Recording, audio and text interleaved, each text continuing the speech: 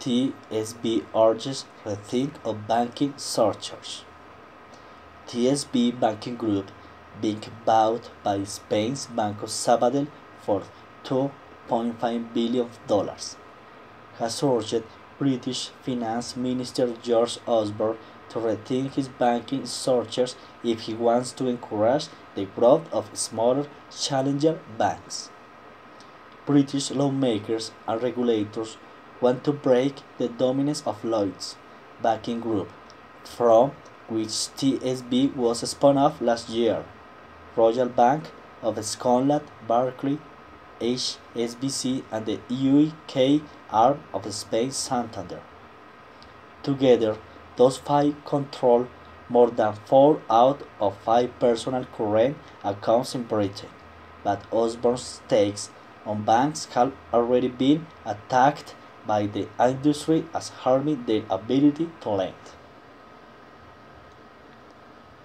The British government recently announced an 8% surcharge on bank profits, about £25 million, effective January next year, but TSB said the level could be higher.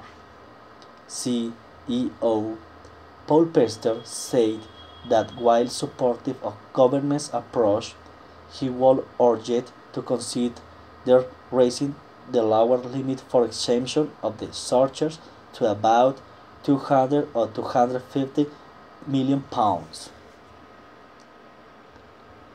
My understanding is that the real income from this tax will be raising up the 2 to 5 billion pounds worth of profit that the big banks make, rather than on the hundred or so millions of profit that banks like TSB make, Pester said.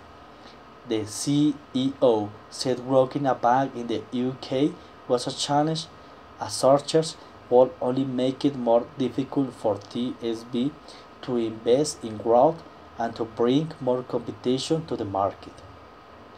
TSB also reported a strong home loan demand, with gross new mortgage lending soaring to £1 billion for the quarter ending June 30th, compared with $479 million in the first quarter.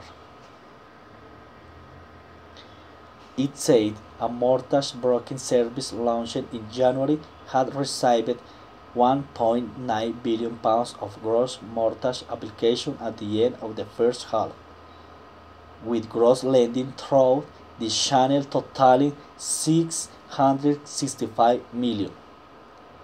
TSB also posted a decline in the share of new personal bank accounts to 6.7% from 7.9% in the first quarter, but said this was above its target of 6%.